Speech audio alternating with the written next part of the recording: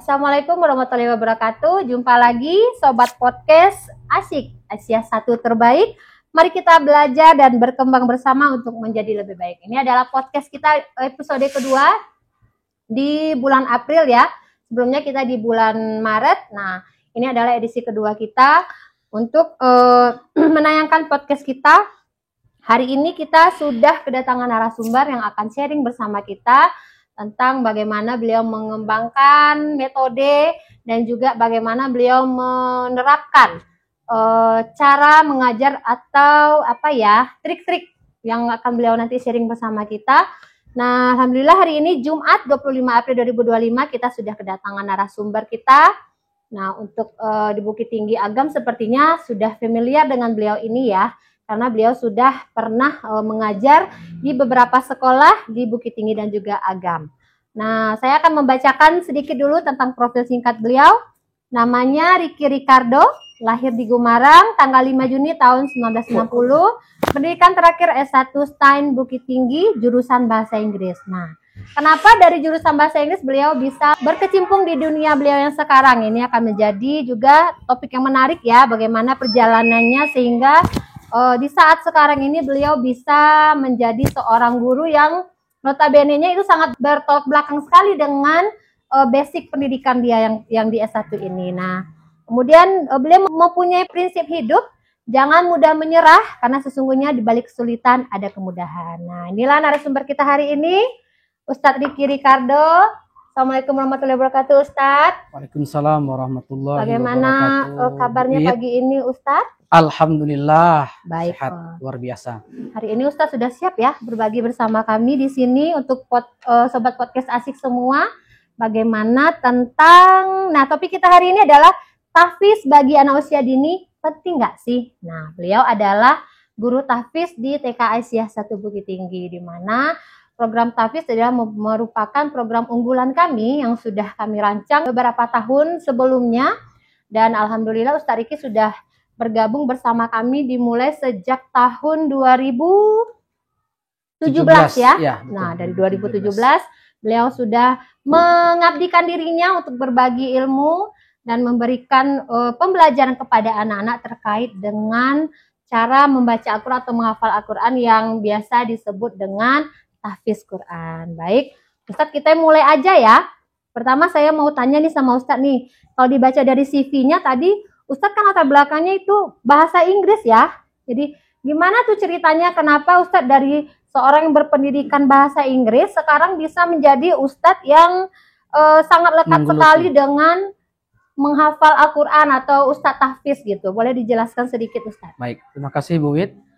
Assalamualaikum warahmatullahi wabarakatuh. Waalaikumsalam. Alhamdulillah, salatu wassalamu ala rasulillah wa ala alihi wa ashabihi wa mawala. Bismillahirrahmanirrahim. Selamat pagi sahabat podcast Asik TK Aisyah 1 Bukit Tinggi. Nah, untuk menjawab pertanyaan dari Bu Wid tadi, memang betul sahabat, kami dulu untuk jurusannya itu adalah bahasa Inggris. Tapi akhirnya bergelut membidangi tahfiz Quran. Itu dilandasi karena oleh semangat kami untuk menghafal Al-Quran. Karena Nabi mengatakan, khairukum man ta'allamal Quran wa 'allamahu. Sebaik-baik kamu adalah orang-orang yang belajar Quran wa 'allamahu dan juga mengajarkan kepada orang lain. Dan inilah motivasi kenapa dari bahasa Inggris kami beralih untuk menggeluti tahfizul Quran ini. Berarti Ustadz, apakah Ustadz mendalami, menambah ilmu atau memasuki jurusan yang khusus untuk mempelajari Al-Quran ini atau belajar secara otodidak saja gitu? Oh ya, dulu setelah kami di wisuda di tahun 2013, kemudian setelah itu saya masuk pondok tahfiz di salah satu pondok tahfiz di Kamang, yaitu namanya Pondok Tahfiz Zusair.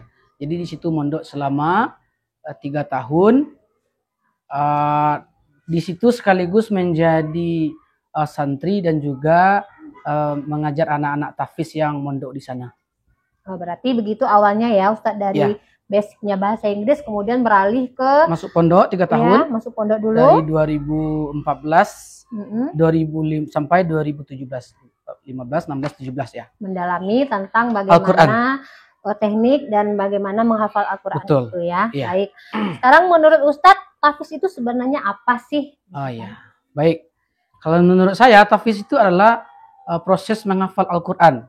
Ya, proses menghafal Al-Quran secara keseluruhan. Nah, agar Quran itu selalu berada di dalam hati kita. Agar Quran itu bisa kita jaga dan agar Quran itu lestari di dalam kehidupan kita. Melekat di hatinya ya. Melekat di hatinya. Apakah menghafal Quran itu hanya kita menghafal ayat-ayatnya saja, atau apakah kita juga harus memahami kandungan dari Al-Quran tersebut? Ya. Kalau untuk anak-anak, kita ada istilahnya itu Bu Id, namanya 3T. 3T. Ya, 3T. Yang T pertama itu namanya tahsin. Kemudian T yang kedua tahfiz. Kemudian T yang ketiga itu adalah takrir. Untuk anak-anak kita 3T. Nah, untuk menjawab yang pertanyaan Bu Id tadi, ada T yang keempat namanya untuk memahami isi kandungan Quran tadi namanya tafsir. Nah, kalau untuk anak-anak kita cukup 3T saja. Yang pertama tahsin, artinya kita sebelum anak-anak menghafal Quran kita harus perbaiki bacaannya dulu. Nah, kita memperbaiki tajwidnya, makhrajnya, makhraj dulu, hurufnya, tajwidnya. Kemudian baru T yang kedua itu namanya tahfiz. Anak-anak baru kita izinkan untuk menghafal Al-Quran. Kemudian terakhir baru dia takrir, pengulangan hafalan tadi yang disetorkan kepada gurunya. Berarti kalau untuk usia dini ini, khususnya di taman kanak-kanak, untuk pemahaman isi kandungan mungkin ibu gurunya saja atau ustadz saja ya yang menjelaskan secara umum betul. Tentang ayat yang mereka sedang hafal tersebut. Ya, betul sekali Bu. Kemudian apa sih manfaatnya anak-anak mengikuti kegiatan tahfiz ini kalau menurut Ustadz? Nah, tahfiz banyak sekali manfaatnya. Nah, kalau kita lihat itu ada dua manfaat. Yang pertama ada manfaat di dunia, yang kedua ada manfaat di akhirat. Nah, kalau manfaat di dunia, ya, menghafal Quran itu bisa meningkatkan kecerdasan anak. Nah, karena mereka berusaha untuk menghafal ayat yang ada di dalam Al-Quran. Jadi bisa meningkatkan kognitif anak. Kemudian dengan menghafal Al-Quran manfaatnya juga adalah anak-anak itu biasa disiplin, Bu.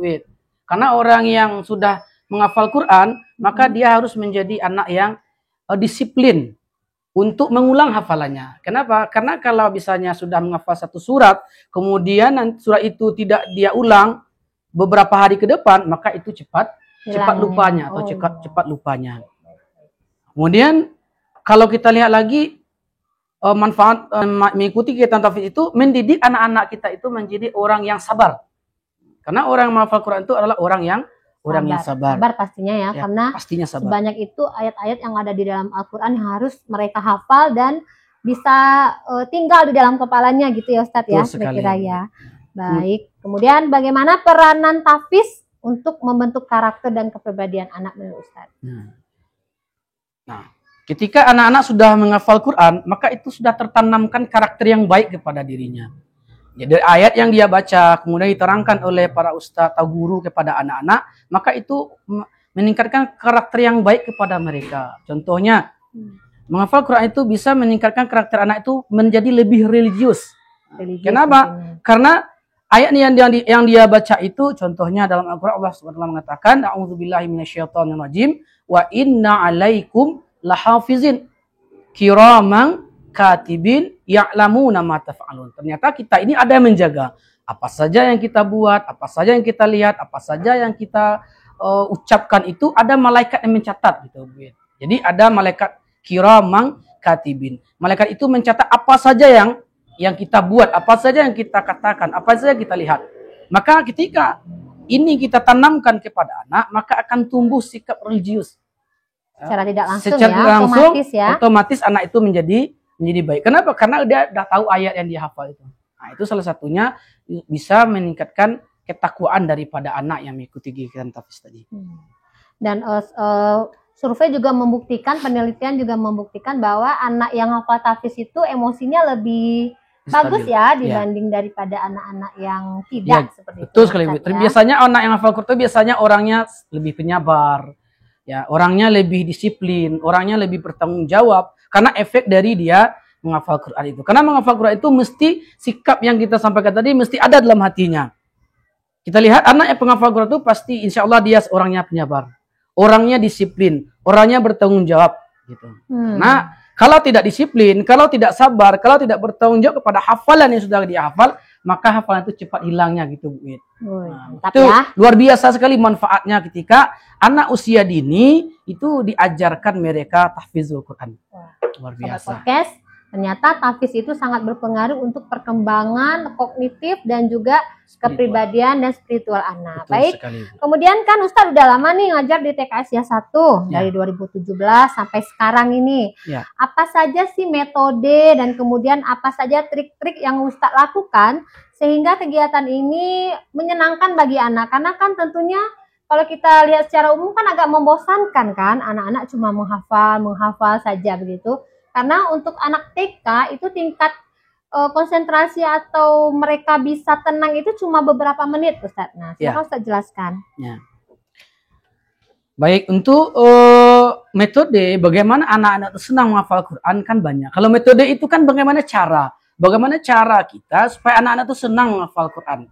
Kalau yang sudah kita kerjakan di TK Asia 1, misalnya itu dengan cara mentalkinkan atau guru membacakan ayat kemudian diikuti oleh anak.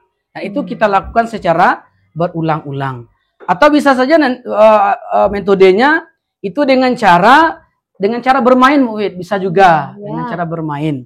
Misalnya kita bacakan satu ayat, anak berdiri berbaris, kemudian di depan kita bacakan satu ayat yang pendek gitu, Bu ya, kita potong-potong. Misalnya amma yatasaalun. Kemudian nanti kita bisikkan ya di anak yang depan, kemudian anak yang pertama membisikkan pula ke temannya estafet gitu, estafet. Maka itu lebih menyenangkan bagi anak-anak. Kemudian juga metode berikutnya adalah kita sebagai guru tahfiz itu adalah hendaknya memberikan reward kepada anak. Gitu. Ada ketika anak berhasil misalnya dapat satu ayat, maka kita berikan reward berupa pujian kepada anak-anak. Masya Allah, anak Ustadz hebat sekali. Maka ini juga salah satu metode yang kita lakukan agar anak-anak itu senang belajar tahfiz. Kemudian juga yang Bu Wid, tak kalah pentingnya, kita tidak membebani anak. Jadi anak itu kita buat mereka hafal tapi tanpa menghafal gitu, Bu Wid. Mereka mengalir aja secara gitu, alami, secara mengalir aja gitu. Jadi mereka tidak terbebani dengan harus menghafal ayat. Tidak diberikan seperti PR gitu kan, kamu harus menghafal ini, tidak seperti itu ya. Iya, betul. Tentunya dengan cara berulang-ulang dan juga ada kolaborasi juga ya Ustadz ya dengan ibu guru yang betul ada sekali. Di TK Asia 1 kata begitu. Ya. Baik. Nah, kalau menurut Ustadz juga nih, kalau hanya guru saja atau Ustadz saja tentunya tidak akan bisa pencapaian bacaan anak-anak itu lebih baik gitu ya. Tentunya ada peran dari orang tua. Nah, bagaimana sih menurut Ustadz peran orang tua untuk dapat meningkatkan bacaan tahfiz anak-anak kita di sini? Oke. Nah, untuk mencetak anak kita menjadi seorang penghafal Quran, maka itu tidak bisa kita semerta-merta menyerahkan saja kepada guru tahfiz saja atau kepada guru di sekolah saja. Kita harus gitu berperan penting, Bu Wid. Kalau Ustadz sering mengatakan kepada orang tua, kepada anak-anak juga, kayak seperti main bola, Bu Wid. Ya, main bola itu kan ada kipernya, ada backnya, ada penyerangnya. Kemudian anak-anak yang main gitu, anak-anak menjadi bolanya gitu. Kalau itu kipernya bagus, penyerangnya bagus, backnya bagus, insya Allah bola tadi itu akan kita bisa menjadi pemenangnya. Maksudnya apa, Wid? Anak-anak kita harus bersinergi gitu.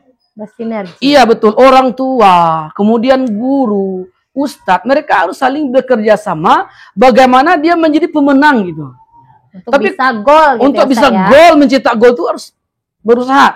Jadi tidak masing-masing. Jadi misalnya ustadz saja bekerja, sementara misalnya orang tua tidak memberikan rangsangan atau stimulus kepada anak-anaknya, ini dikhawatirkan tidak berhasil. Tapi jadi ketika harus ada feedbacknya gitu ada feedback. Ketika orang tua, ketika guru, kemudian anak itu berusaha mereka untuk bisa bagaimana hafalan itu bagus, bagaimana dia sukses untuk menghafal Quran, maka ini harus kerjasama. Harus ada kerjasama. Sama kayak teh, Bu Wid. Iya. Ya, teh itu kenapa teh itu enak? Karena dia ada gulanya di situ. Karena ada tehnya, sudah airnya.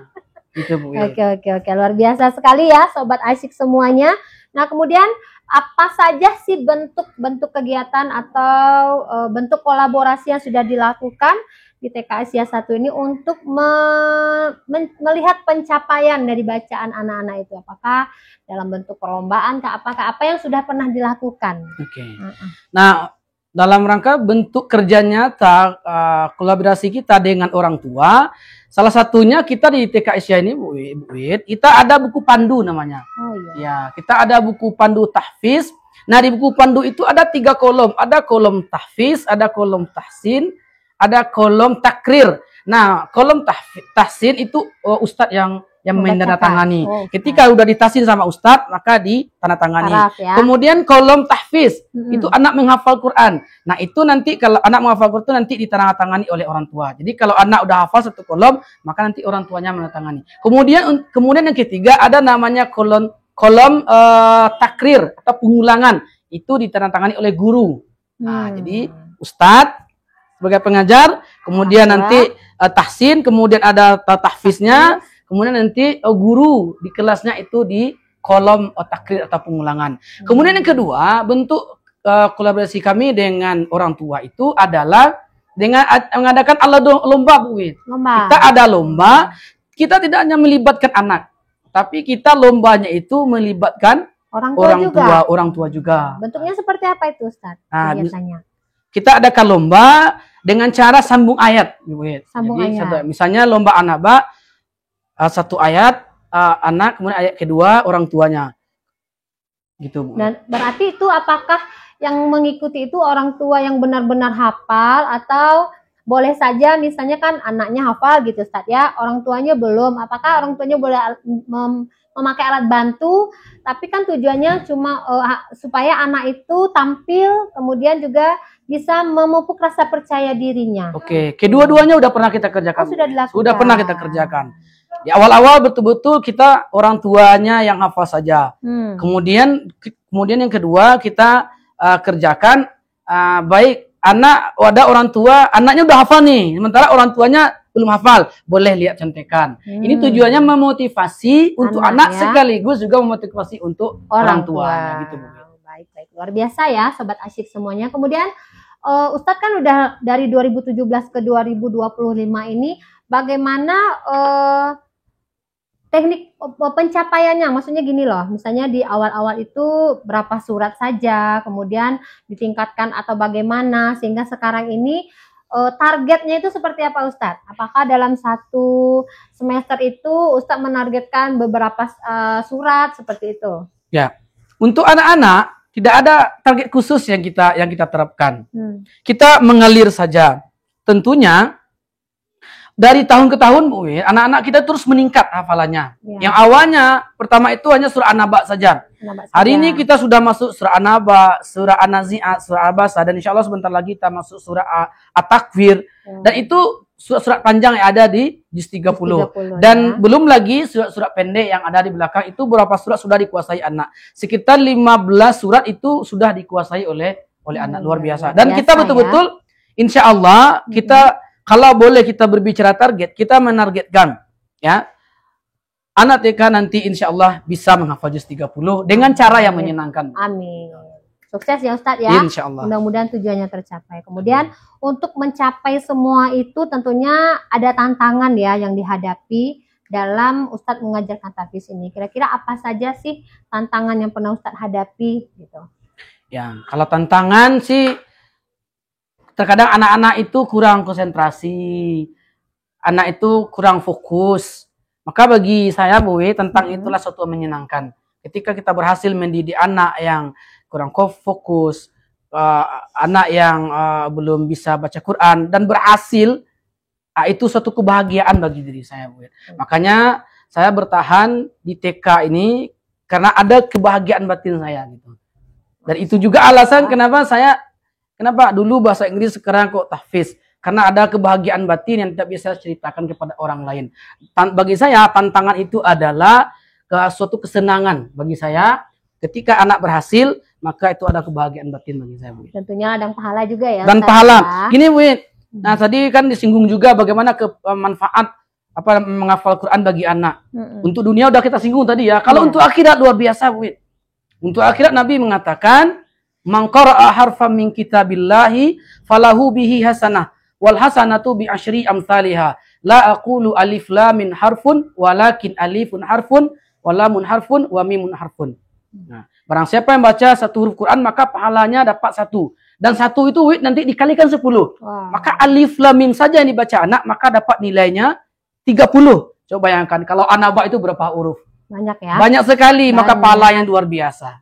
Ini yang menjadi motivasi bagi kami untuk mengajarkan Quran ini kepada anak-anak. Selain itu juga di samping Ustadz mengajarkan kepada anak, tentunya Ustadz juga menjadi motivasi ya bagi guru-guru kelas yang nantinya juga akan meneruskan ya dari yang Ustadz ajarkan dulu, kemudian guru kelas yang mengulangnya kembali di dalam kelas gitu kan. Iya. Nah, menjadi juga motivasi bagi guru-guru dan juga menjadi apa ya namanya ya, pembelajaran baru untuk guru-guru, bagaimana guru-guru bisa menghafal Al-Quran ini. Oh iya. Baik, terakhir Ustadz, Yap. boleh pesan untuk sobat podcast asik semua terkait peranan tahfiz bagi anak usia dini. Ya. Sobat podcast yang berbahagia, itu tahfiz adalah suatu kegiatan yang menyenangkan. Bagaimana Quran itu kita hafal, ya. Bagaimana Quran yang ada di tulisannya itu kita pindahkan ke dalam hati kita dengan cara menghafal. Nah, salah satu peranan tahfiz itu adalah ternyata sahabat podcast, tahfiz itu bisa menjadikan diri kita ini seorang yang penyabar. Maka kalau kita ingin menjadi seorang penyabar, menjadi seorang yang bertanggung jawab, menjadi seorang yang disiplin, caranya adalah dengan cara menghafal Quran. Jadi kalau misalnya kita menginginkan anak-anak kita itu tumbuh kembang menjadi anak yang sabar, menjadi anak-anak yang cerdas, menjadi anak-anak yang disiplin, menjadi anak-anak yang religius, menjadi anak-anak yang bertanggung jawab, maka tepat sekali anak-anak itu dari sedini mungkin kita ajarkan mereka dengan Al-Quran, dengan cara membaca tahfiz tadi. Luar biasa. Terima kasih banyak Ustadz. Kehadirannya hari ini semoga bermanfaat untuk sobat podcast asik semuanya. Bagaimana cara kita memahami bahwa tahfiz itu memang penting bagi anak usia dini. Sampai bertemu lagi di podcast episode berikutnya dengan tentunya narasumber yang lebih luar biasa lagi. Saya Widya Rahmita selaku MC mundur diri. Sampai ketemu di podcast berikutnya. Assalamualaikum warahmatullahi wabarakatuh. Waalaikumsalam warahmatullahi wabarakatuh.